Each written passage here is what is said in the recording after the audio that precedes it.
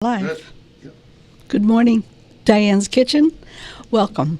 Today we've got somebody very interesting you're going to really enjoy. A voice for right now, a voice for what we're going through, a voice for God. First of all, we'd like to thank once again our sponsors. We've got three great sponsors. Matt's Fitness Centers, they're ready. All they are waiting for is the word, and they are back and running, all clean, all painted, all beautiful. Don't forget the lake steam. If you're thinking maybe of moving, of selling, of buying, or maybe you've just got some oddball questions about real estate, give them a call. They're at Edina Realty in Spooner.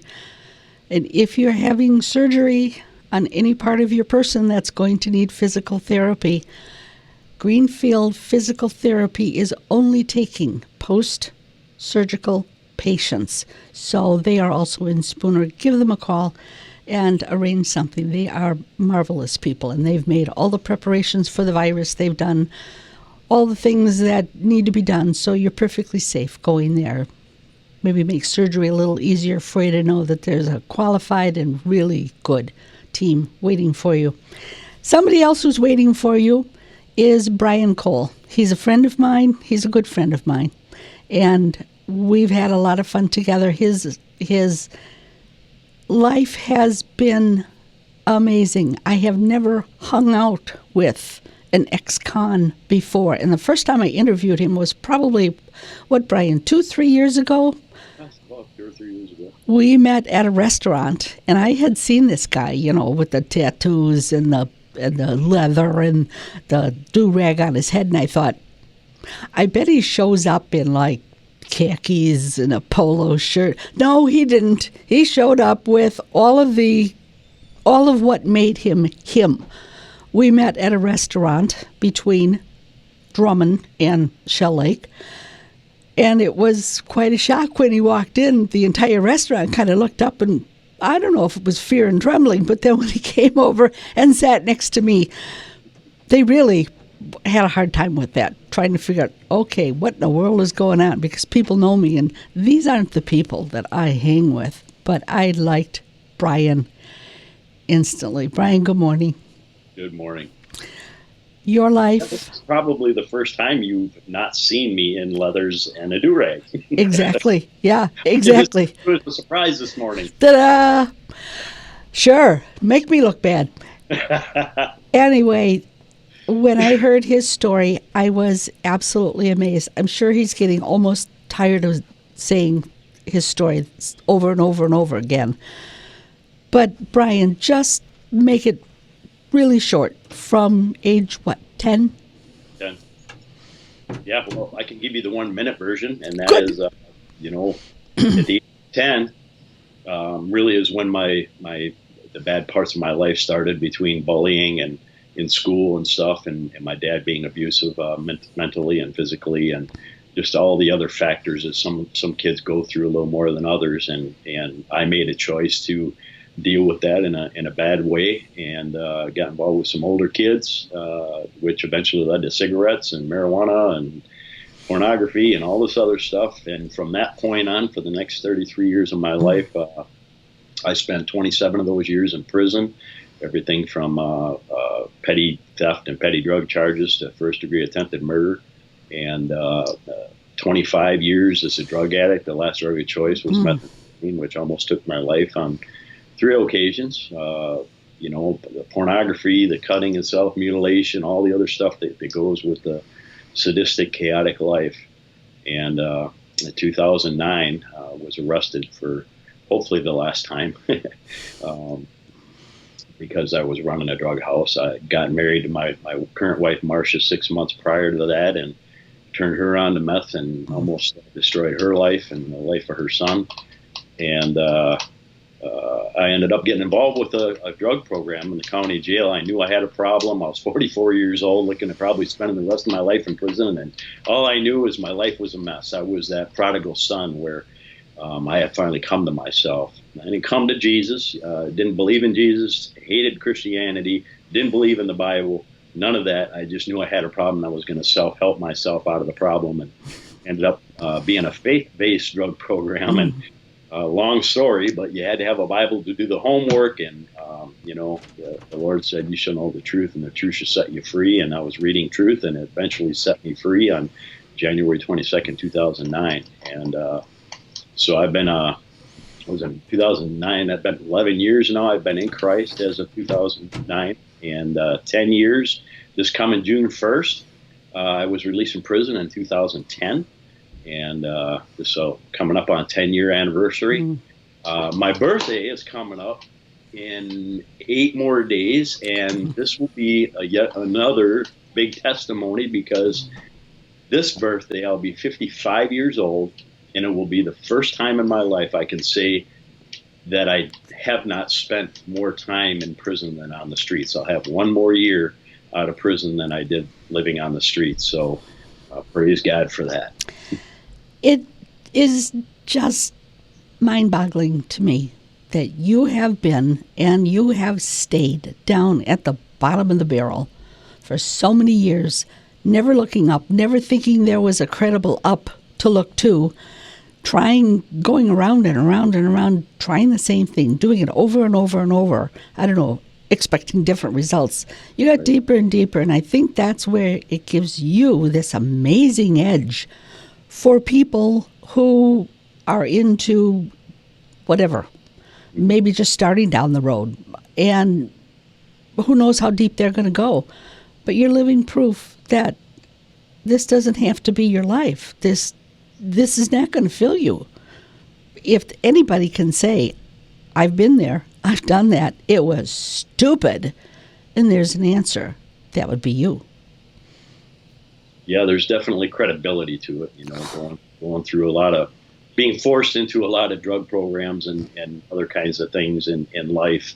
You ain't trying to hear that stuff from these counselors, these paid counselors that have never experienced that kind of life. It's like, what do you know about me? What can you do for me? And it's, it's hard enough even as it is now, because of course I deal with a lot of people that are hurting or in pain or suicidal or depressed or hopeless or whatever it is. And even if somebody went through the exact same thing that I did, I still wouldn't understand what they're going through, because we still all deal with things differently. But I can at least say, I've been there, I've done that, and here's what I did. Here's how I handled it. And all I know is when it comes down to it, I don't shove Jesus down people's throats. But I know the answer. And eventually that answer is going to come out.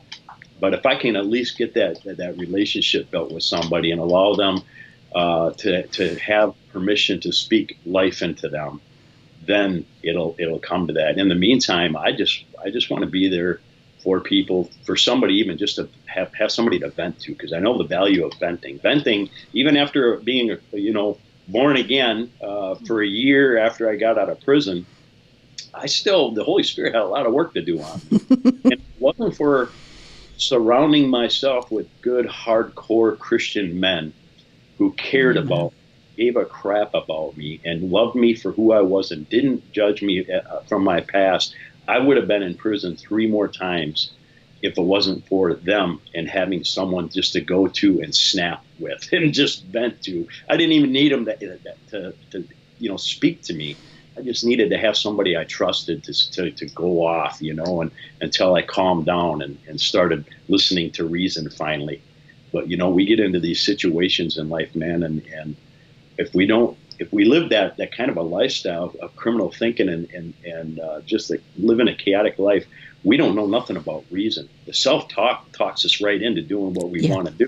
And if that's all you've ever done and that's all you've ever known, then it's hard to not and do that anymore without these men and women surrounding us and being that voice of reason for us. But first, you got to spew. You got to get it out of you to be able to calm down and have someone speak life into you. I agree. And, it's so difficult for so many people because we're instant judges.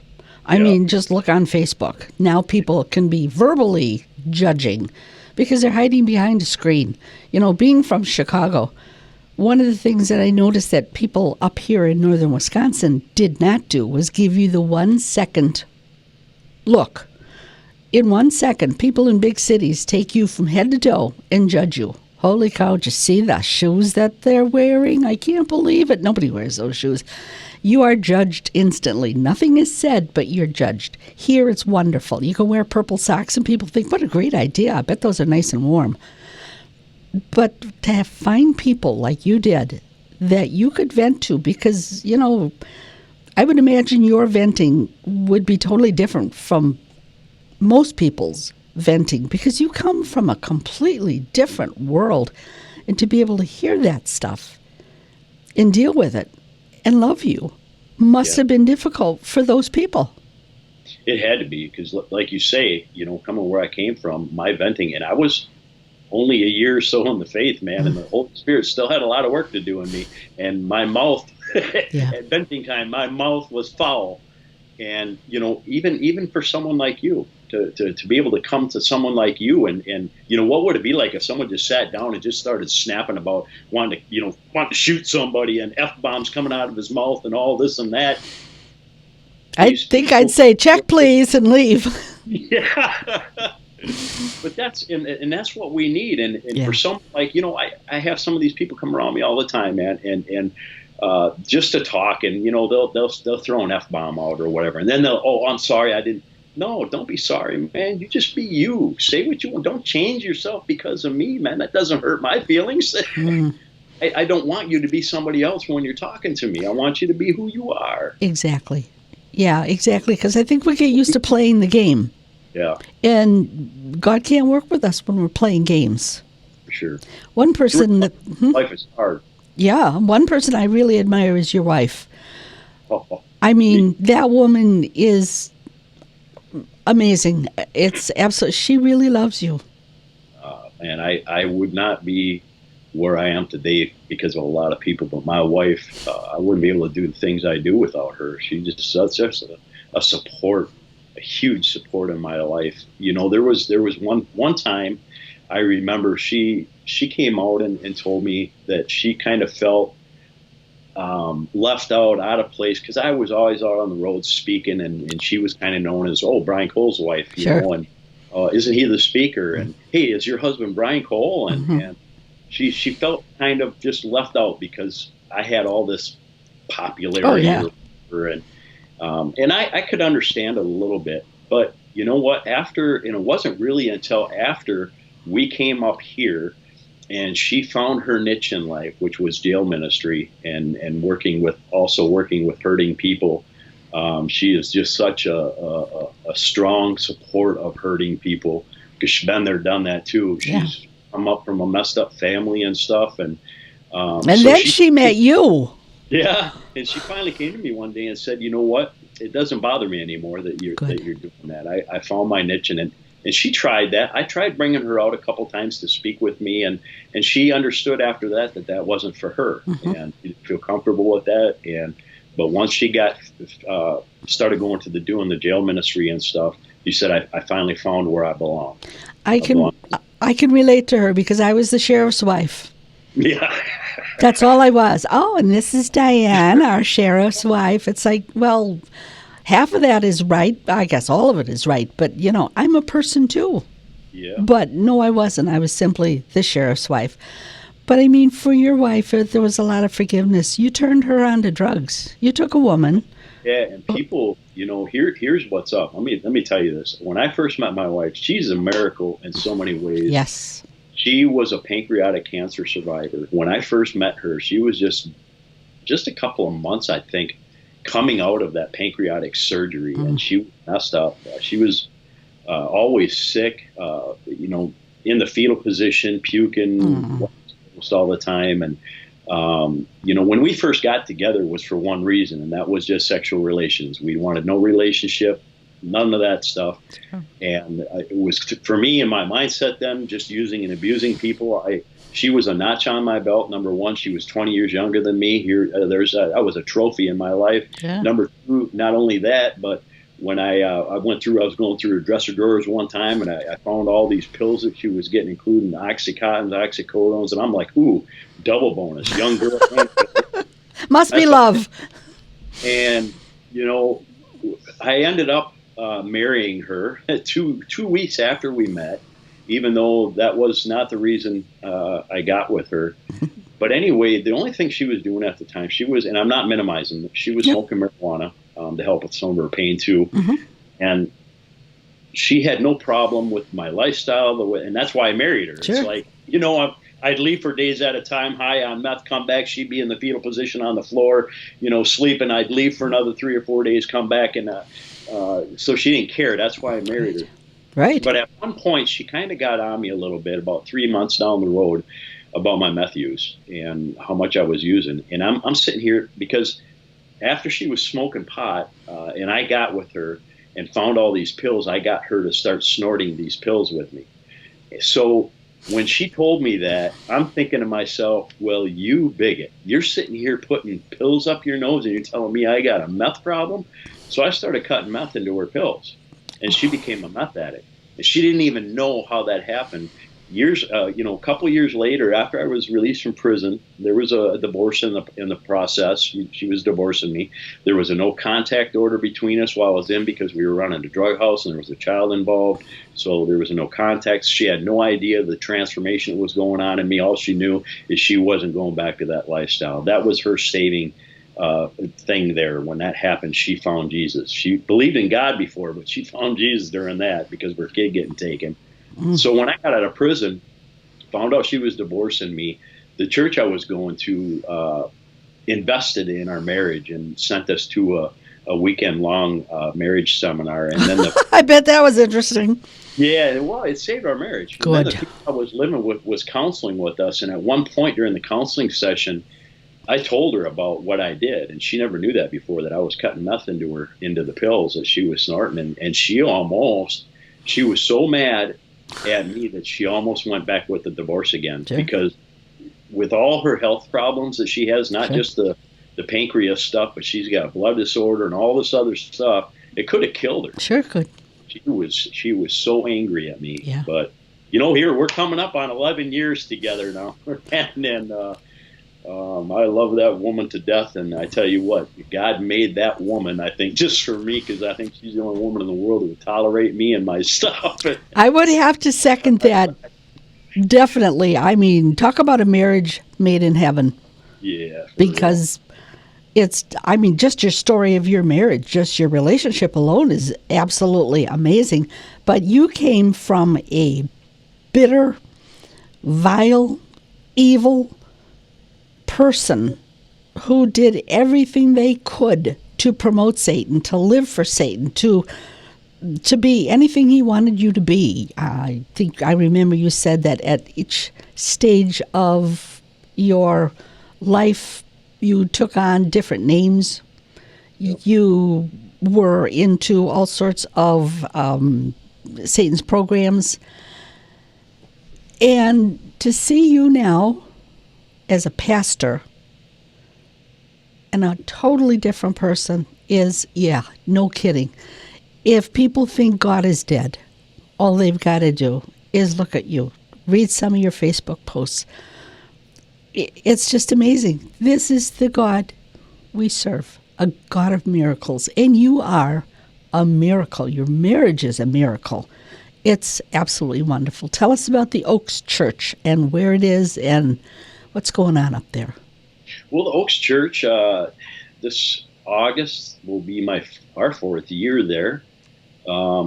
It's crazy, you've lived almost all your life as a believer, how just we sometimes get these pinpoints of seeing parts of the tapestry that God weaves, and we just ain't got no idea. Not a clue. Of the weaving he does. But so 3 years before I got called up here, there's a couple in Ashland who are part of the CMA, the Christian Motorcycle Association, and they had found out about me and contacted me one day somehow and asked if I'd be willing to come up and speak at some place or a couple places, and I'm like, always. Ended up being, I think I was up here for a week and spoke in 10 places. I'd never been up here before. Okay, where were you living at the time? I was a youth pastor in Stanley, Wisconsin. And that's where in Wisconsin? Midway, north?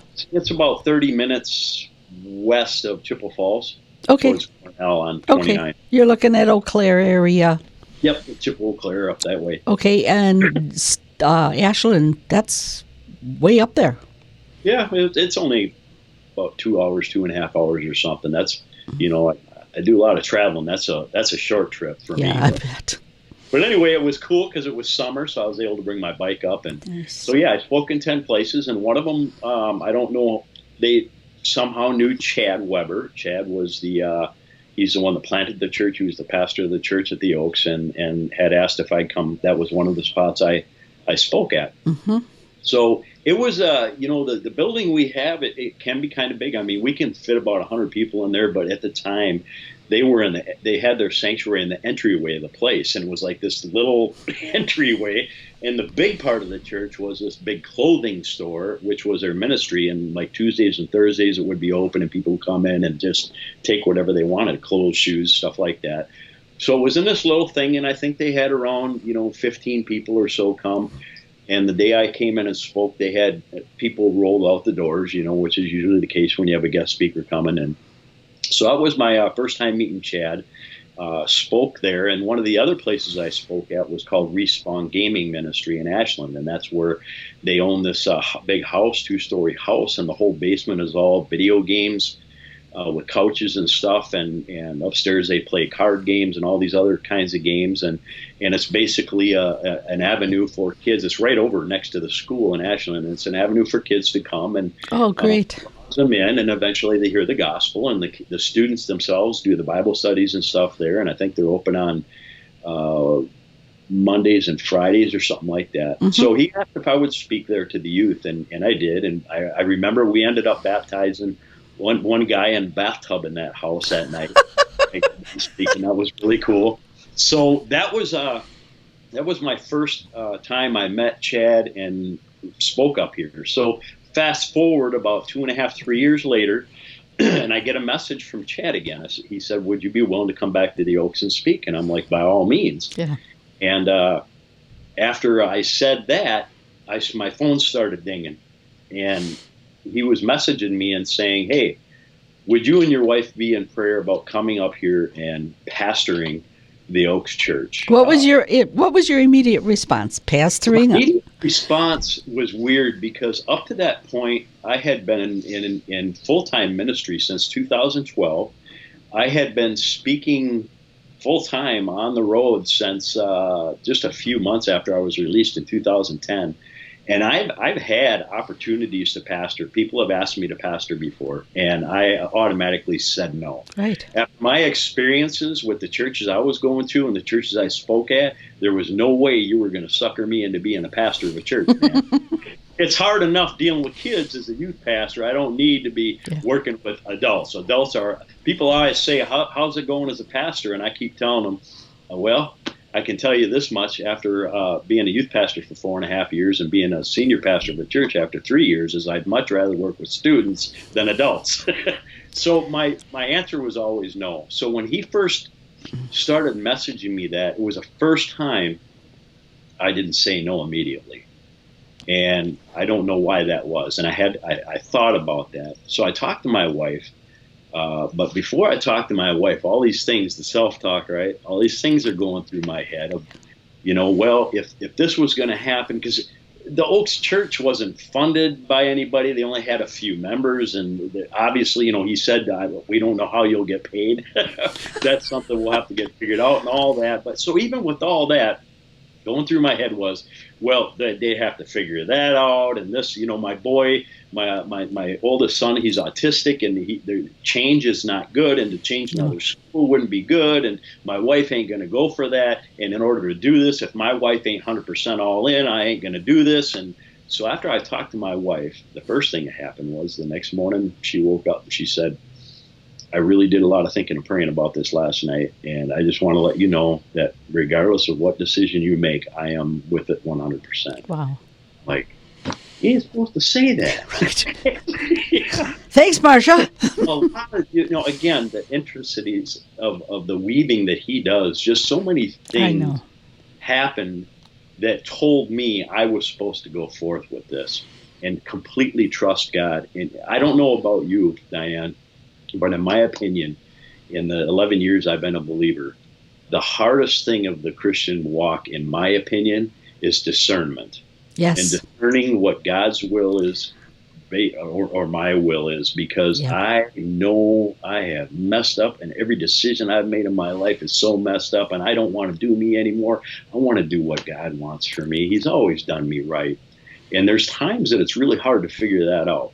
It's really hard to figure out what I want compared to what God wants. Mm-hmm. But I tell people, the more time we spend in prayer and in relationship with God, the less we hear from ourselves and those in the outside world. Plus, we always have, I think, the gumption when something like that comes around, we always go to people to either get them on our side one way or the other, right? Yeah. So you go to people, well, I got this offer at the church. And What do you think? I think I should do this. And, Mm-hmm. Just to knock that off. I mean, that's okay. Yeah. That's what the body of believers is for. We all got the same spirit. Exactly. But we need to hear from him first. And exactly.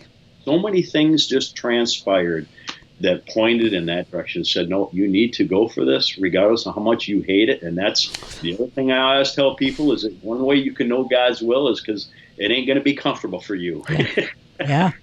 So this took me way out of my zone, and let me tell you, after 3.5 years up here, I can see now all the training I've had, all the things I've went through, the conferences and the programs and all this stuff has led up to this point. And don't get me wrong, I still would much rather work with youth. I'd rather be a youth pastor, but I am so blessed up here with the people God has surrounded me with and allowed me to shepherd over.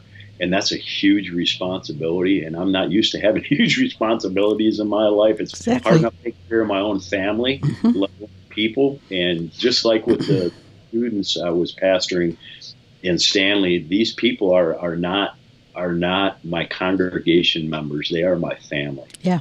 And love each one of them dearly. And, there's people that come and go, and there's people that walk into your life and you pour life into them, and they just up and leave one day and whatever. And it hurts just like any family member would hurt you if they decided to spit in your face and walk away. And it crushes my heart. But I tell you what, Diane, I wouldn't trade this for the world. Amen. Kind of blessing. God doesn't say it's going to be easy, but he says you're going to do it and you're going to love it. And you're going, yeah, right, sure. And then you do. But your youth ministry has been phenomenal. Here you are, a pastor of a church, but before this virus hit, you were booked a lot of days at speaking things for kids. You go to high schools within, 100-mile radius and talk to these kids. And you have made such an impression. I mean, if anybody's been following you, they can see from the schools, they can read what these kids have said. They can see how many kids come up to you after you speak and ask all sorts of questions. I mean, you can tell your heart is with kids. It is. Out of all the speaking engagements that I do, if I was to only keep one and let the rest go, it would be schools. And even though I can't, speak about God and stuff in the schools, it doesn't matter. Just our kids are so, they're hurting so much today. And these kids are going through more stuff than we could ever imagine in our lifetime as a child.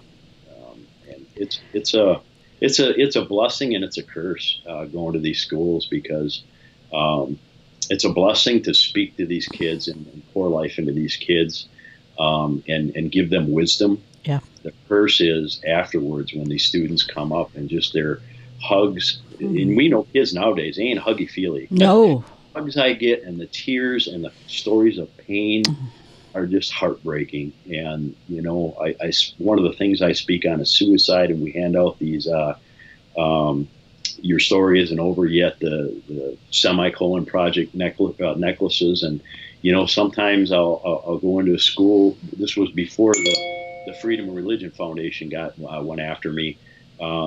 But I at the end of my story, I would talk to the students and say, if you are considering suicide right now, or you have attempted suicide, I want you to come to me one by one, individually, away from the others, and say, I need hope, and I will give you one of these necklaces. And sometimes I get hundreds sometimes, and I don't have enough to give to the students. Let me tell you something, Diane. When I go into these schools, let me get this thing off my screen. When I go into these schools, I start out usually with 3 questions, and I typically don't get past the second question. This is what I was hoping you'd bring up, and if you weren't going to, I was going to, because I was so impressed when I was at one of the schools that you were at. Yeah, and it's startling. It really is. But I start out by asking the students if they know somebody, either their close immediate family, a close family member, or a close friend who has committed suicide, to stand up. And the average for each school is anywhere from a quarter to a half of the students will stand up because somebody that has. Then I will ask somebody if they have a immediate family member, close family member, or close friend who is currently suicidal. And about as many stand up. And then I'll have them students sit down and have everybody else stand up who hasn't sat down yet. And I'll say, if you have a immediate family member, close family member, or a close friend who is or was a drug addict, an alcoholic, some kind of addiction going on in the household right now, to sit down. And after those 2 questions right there, there's typically no more than probably, I don't think I've seen any more than 30 students. Even if I'm speaking to 700 kids, there's typically no more than 30 students standing. Usually there's only a dozen or less standing at that time. I don't even need to get to the 3rd question, right, which I ask, which is about, if you have immediate family, close family, or a close friend who is currently in jail or prison on the ankle bracelet, or has been, or is on probation or parole, then usually nobody's standing up anymore. And it's, the whole point I try to get across with that is those are some critical issues to deal with in life for any human being, an adult, let alone a child. Yeah. And most of these kids are dealt with the suicide, dealing with the family member, or even their parents who are meth addicts in the house. And man, these kids got their own issues to be looking after. All the bullying and the peer pressure stuff that's going on, and their tests and homework and all their other life stuff. And then they suddenly have this stuff thrown in their face. And it's like, I tell them, how do you deal with this? And this is the problem, because they don't know how. We don't have family systems, family units we used to anymore, because mom and dad's working, or there's only one person in the family. They're a single parent family. They're divorcee, so they're being thrown back and forth between the two or whatever. So how are they learning how to cope and deal with these issues? Well, each other. And they don't know how to deal with this stuff. So what are they learning? Well, they're learning from social media, all this other stuff, but they're not dealing with it. They're not coping with it. And that's why it's getting so bad. But yeah, these stories are so heartbreaking. With these kids come up and talk about their hopelessness in life, and their parents, being addicts, and they're having to be the parent in the home now with the other children, and just on and on and on. It's got to be discouraging for you, because God called you to be a pastor. God called you to himself originally, and God gave you a ministry, and it was growing, and you were going farther, and it was getting more exciting, and there were musical groups, and this was going to be wonderful. And then the virus hit, and everything came to a stop. Yeah. Where can you see God in that?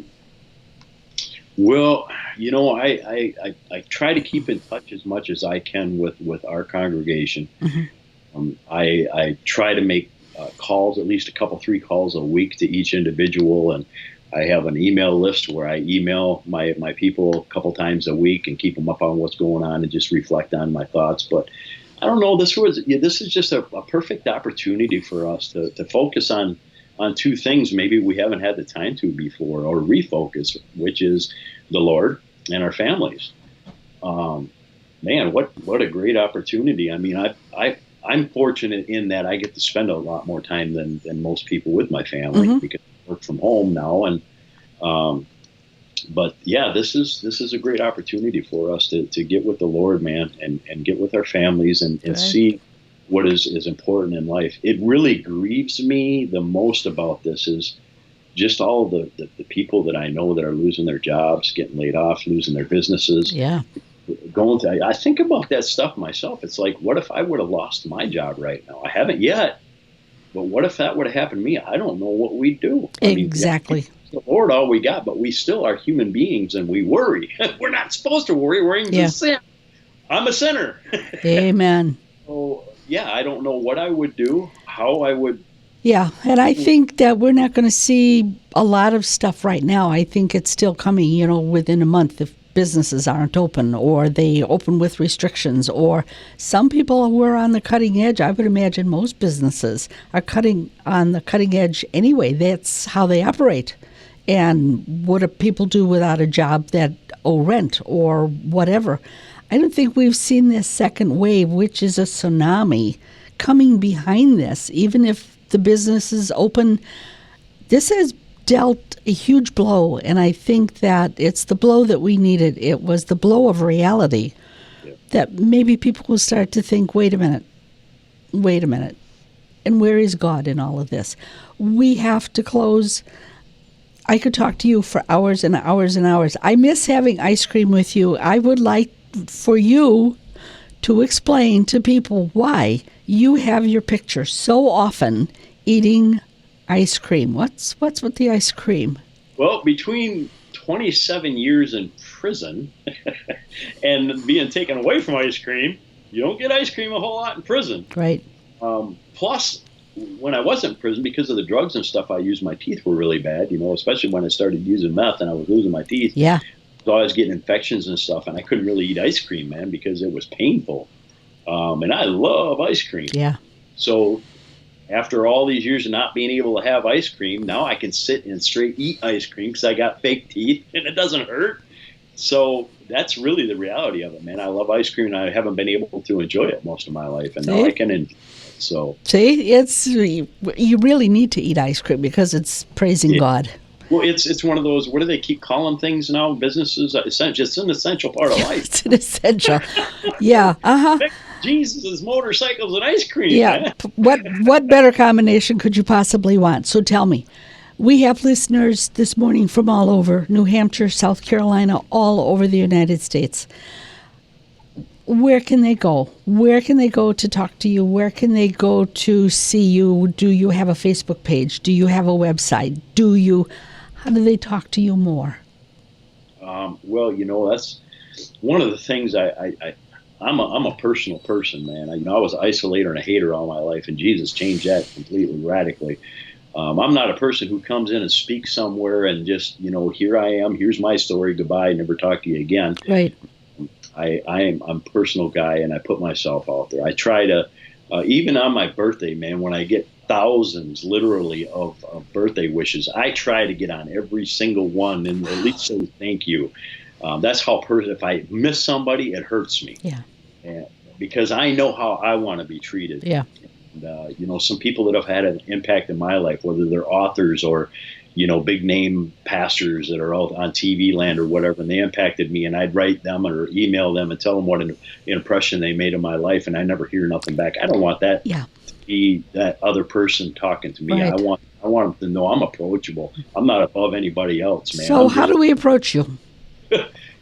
You can. I do have a Facebook page. If you get on Brian Cole, there's 2 pages. One is my ministry page, and that's one where I'm dressed like you saw me with my arms crossed. Yes. All dark and like. So you get on Brian Cole. You can message me there or like my page. I'm also on YouTube, Brian. If you look up Brian Cole Testimony, that'll get me to my YouTube page. I have a lot of YouTube videos for both youth and those hurting and stuff.